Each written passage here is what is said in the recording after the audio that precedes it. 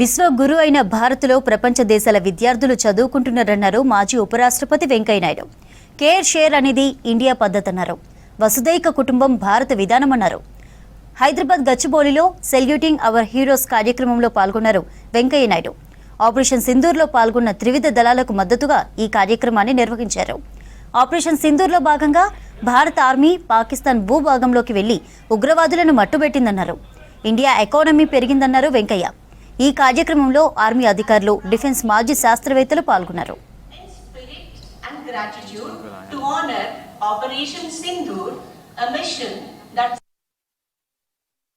ఇలాంటి అపోహలు పెట్టుకోవద్దు.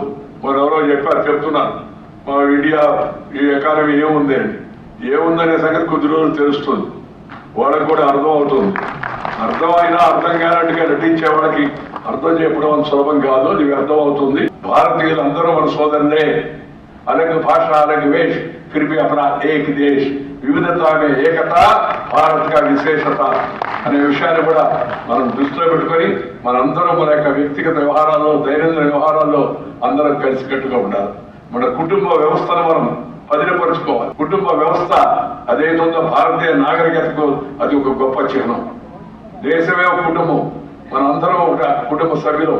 ఎవరి బాధ్యత వాళ్ళు నిర్వహించాల్సిన అవసరం ఎంతో ఉంది. అందువల్ల ఈ రోజు మనం మన యొక్క శాస్త్రజ్ఞులకు శాస్త్రజ్ఞుల వల్లనే శస్త్రాలు తయారవుతున్నాయి. శస్త్రాలు ఉంటే కదా ఈ రోజు వాటిని ఉపయోగించేది. శస్త్రం అంటే అస్త్రం.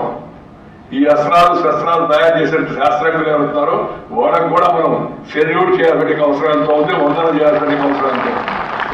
దాంతో పాటు ముందుండి మన వీరోచితమైనకి పోరాటం చేసి మన దేశ ప్రతిష్టను నిలబెట్టి దేశ రక్షణకు వెనుదన్నుగా నిలిచేట మన సైనిక దళాలు అవుతున్నాయో 3 విభాగాలు, వాళ్ళందరినీ కూడా మనం అభినందించాల్సిన అవసరం ఎంతో ఉంది. వాళ్ళన్నింటి మనందరం కూడా నడవాల్సిన అవసరం ఎంతో ఉంది.